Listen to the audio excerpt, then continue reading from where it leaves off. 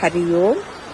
In this second video on our series on Kundalini Yoga, I would like to appeal to youngsters to take up this practice.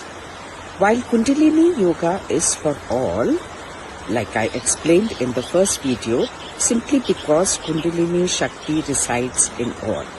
But the youth, it is one of the most beautiful period of our lives, but it is also the most challenging.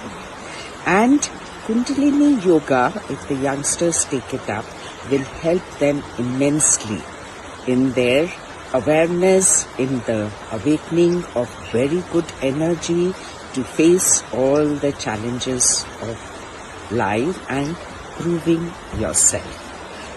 Stay with me and we shall together explore this most beautiful practice and explore the depths of our own being.